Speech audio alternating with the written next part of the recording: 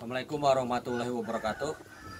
Pemirsa Lestari Alamku, anak-anakku sekalian, siswa SMA 2 Padalarang kelas 12, yang pada kesempatan ini kita masih terus dalam materi berkaitan dengan pertumbuhan dan perkembangan pada tumbuhan. Nah, juga selalu memotivasi rekan kami penggiat Adiwiyata Kabupaten Bandung Barat dan juga mendukung program pengangguran di seluruh Nusantara sehingga bisa swasembada anggur. Nah, pada kesempatan ini kita akan membahas secara praktis bagaimana dari peranan hormon tumbuh yang merupakan bagian dari faktor-faktor dari dalam yang mempengaruhi pada pertumbuhan dan perkembangan pada tumbuhan. Jadi sekali lagi, selain ada faktor dari dalam, itu ada faktor gen dari dalam, kemudian ada faktor hormon yang mempengaruhi untuk pertumbuhan dan perkembangan dari dalam, yang biasa oleh konten YouTube yang lain itu banyak dibahas mengenai faktor dari luar, yaitu faktor nutrisi atau unsur hara. Nah, kesempatan ini kita membahas bagaimana secara praktis peranan dari faktor dalam yang berupa hormon tumbuh. Nah, hormon tumbuh yang untuk di pasaran itu utamanya, jadi pengenalan, karena begitu sulitnya untuk menghafal itu dalam pelajaran biologi. Banyak sekali peranan dari hormon, misalnya ada hormon auksin. Ini ada hormon auksin, kemudian ada hormon sitokinin, kemudian ada hormon giberelin, kemudian ada juga falcobutrasol. Nah, untuk dalam pelajaran biologi kesulitan untuk menghafal karena memang fungsinya ada berbeda, ada juga kemiripan. Artinya di dalam prosesnya ketiga hormon besar ini dan juga ditambah dengan hormon-hormon masih banyak yang lain, itu semuanya itu bersinergi. Ada kala bekerja sama, ada kala bekerja tak kala yang hormon yang lain tidak bekerja, dan ada juga di mana satu sama lain bisa saling menghambat. Misalnya antara auksin dengan sitokinin.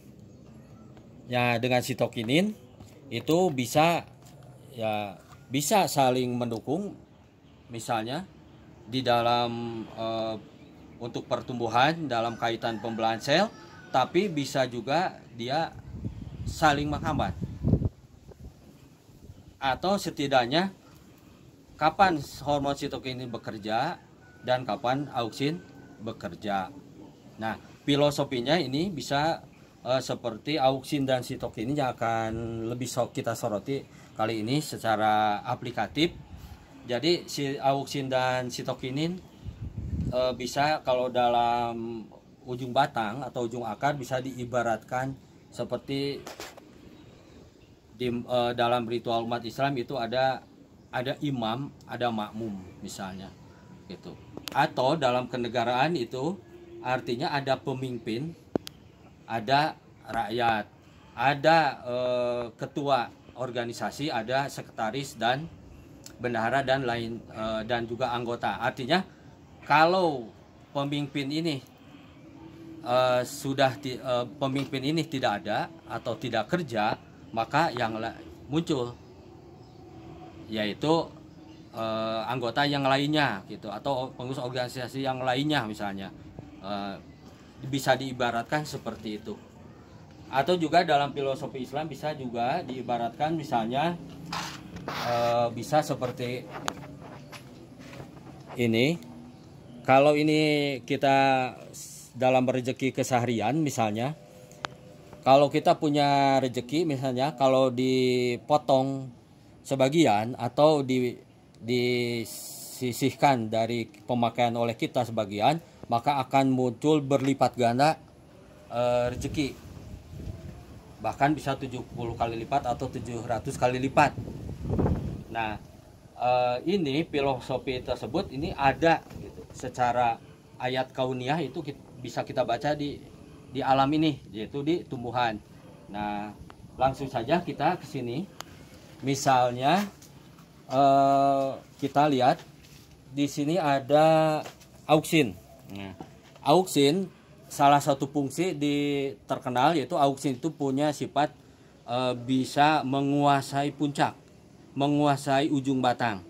Karena memang fungsinya untuk memperpanjang ujung batang. Nah, ini memperpanjang ujung batang. Jadi auksin itu ada di sini. Gitu. Nah, dia fungsinya untuk memperpanjang secara praktis itu di dunia pertanian atau biologi terapan. Ini auksin itu ada di sini. Gitu. Nah, kemudian yang sitokinin itu ada bisa kita dimudahkan dipahamkan seperti ini. Jadi stok ini ada di bawahnya gitu. Jadi misalnya kalau di ujung batang ini yang sitokinin terus dia fungsinya akan terus memacu pertumbuhan sehingga terus memanjang ke atas seperti ini gitu kan. Nah, supaya tidak memanjang terus ke atas, sebab untuk pembuahan ini kan harus dibatasi. Misalnya kalau pakai sistem buku panjang atau long, itu long axle brick, maka dibuat, kita hitung misalnya dari ada 1, 2, 3, 4, 5, 6, 7, 8, 9, 10 sampai di sini ada 15. Nah, di sini. Nah, ada 15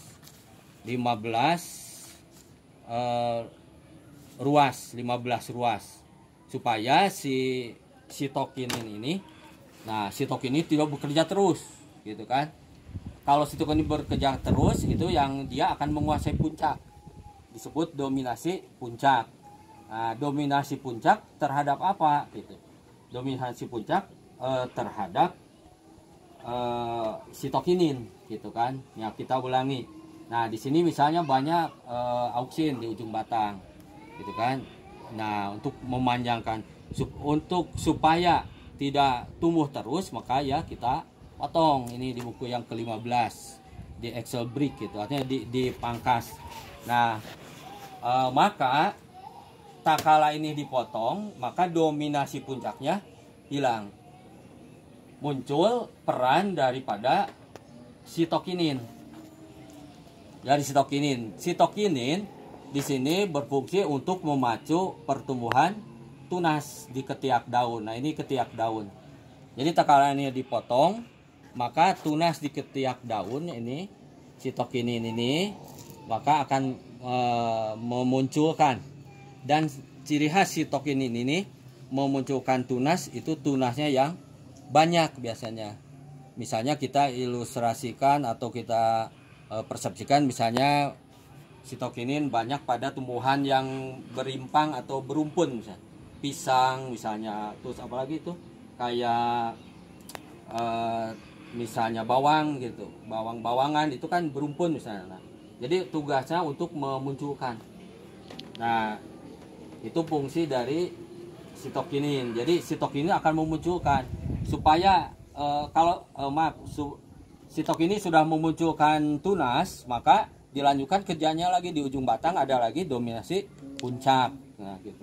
Nah, supaya ini tidak bernutrisi, ini tidak terus habis dipakai pertumbuhan, supaya tersimpan di sini di buah itu hasil fotosintesis ini, maka ya ini juga ya kita potong gitu kan. Nah, ini kita potong di sini. Nah, kemudian bisa kita lihat contoh lagi yang ini. Nah, ini hasil dari pemotongan sama. Jadi prosesnya sama seperti, ibaratnya seperti ini. Gitu. Jadi tak kala yang pertama ini auksin ada mendominasi puncak, dominasi apikal itu ujung batang gitu. Tak kala dipotong gitu. Misalnya dipotong, ini belum dipotong karena belum 15 ruas.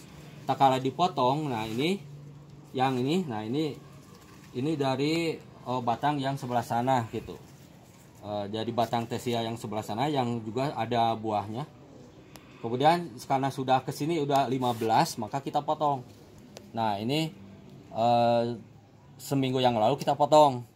Nah, artinya dominasi puncaknya hilang.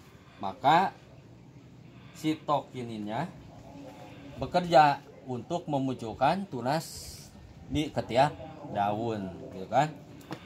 Ya, ini. Nah, supaya juga tidak ada pertumbuhan lain nanti seperti yang tadi, maka kita dipotong lagi. Nah ini secara praktis gitu. Jadi yang nenek moyang kita suka melakukan gitu. Petani-petani kita itu suka melakukan bahwa kalau batang ingin bercabang banyak, maka si ujung batangnya harus dipangkas gitu. Kenapa itu harus dipangkas? Nah, secara biologis itu karena di ujung batang itu ada dominasi puncak. Kalau dominasi puncaknya tidak diakhiri, maka tidak akan bercabang-cabang gitu. Jadi bat rezeki, kalau rezeki dipotong ujungnya, artinya sebagian kecil harta wa mimma razaqnahum yunfiqun, maka akan muncullah cabang-cabang daripada rezeki, dimunculkan ibaratnya oleh sitokinin. Ini JPT sitokinin. Nah, ini secara praktis gitu. Begitu pula di akar. Di akar di ujung batang itu ada auksin. Makanya auksin juga biasa dipakai secara praktis diperjualbelikan menjadi hormon penumbuh akar. JPT penumbuh akar atau untuk stek batang supaya cepat tumbuh akar. Nah, kemudian kalau sudah berakar dalam pertumbuhan primer itu, dia itu dibantu langsung oleh sitokinin. Nah, supaya akarnya bercabang banyak, maka sitokinin harus diberi kesempatan. Jadi harus dihilangkan dominasi puncak di akar gitu. Sehingga akarnya bisa bertambah banyak. Jadi seperti pohon kalpataru gitu kan. Pohon kalpataru itu kan dahannya sama ke atas bercabang, tapi akarnya juga sama, sehingga di dalam aplikasi ilmu keseharian itu perlu hati-hati, diusahakan tidak membarengkan gitu, tidak menyamakan dalam satu waktu, dalam satu reaksi, yaitu dari hormon-hormon yang ini secara bersamaan, kecuali ada maksud tertentu. Misalnya ingin membuat seperti pohon kalpataru, artinya batangnya sama, kemudian si akarnya sama bersamaan, atau ingin memunculkan bagian ranting batangnya saja dan sebagainya, itu bisa ini dipadukan, tapi dengan perhitungan yang matang, tidak bisa disamaratakan sebab itu ada saling menghambat nantinya gitu kan. Ini. Nah, contoh lain dalam episode yang lalu, yaitu peranan giberelin itu di dalam memperbesar buah anggur dan juga memperpanjang malai. Kemudian yang ini biasanya ada pakobutrasol,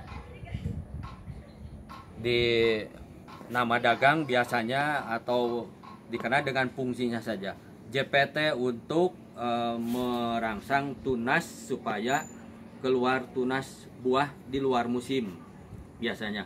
Maka di sini bisa kita lihat ada misalnya hormon untuk merangsang pembungaan di luar musim. Ini bukan promosi, ini hanya contoh saja sebab kami tidak ada keterikatan kerjasama. Nah, ini untuk hormon perangsang akar misalnya auksin. Itu kemudian di sini ada sitokinin, itu untuk apa ini? Untuk batang dan daun. Ya, untuk batang dan daun ya. Oh, ini untuk sitokinin, dan di sini giberelin untuk merangsang pembungaan. Nah, di sini anak-anakku sekalian, siswa SMA 2 Padalarang, yang pada materi minggu ini kita mempelajari pertumbuhan dan perkembangan. Jadi sekali lagi dari faktor dalam makhluk hidup itu, manusia, hewan dan juga tumbuhan dipengaruhi pertumbuhannya dari dalam selain gen itu oleh hormon tumbuh gitu, atau JPT. Nah, zat pengatur tumbuh gitu. Nah, Kalau pada tumbuhan ya dikenal hormon besar itu is the best hormon di dalam tumbuhan, itu ada auksin, ada sitokinin, ada giberelin gitu. Ini yang terbesar. Yang lainnya ada gas etilen, kemudian ada yang lain-lainnya kita akan bahas dalam episode yang selanjutnya. Itu sampai di sini ya. Karena video mungkin terlalu lama. Ini sekali lagi mudah-mudahan bisa menambah wawasan dan mengingatkan pada kita semua gitu ya, tentang rezeki juga Nusantara yang tanahnya subur, yang sekarang bisa menuju pada swasembada anggur. Mari kita ramaikan dunia pengangguran ya. Gitu. Kita jaga alam jaga kita. Seberapa menit?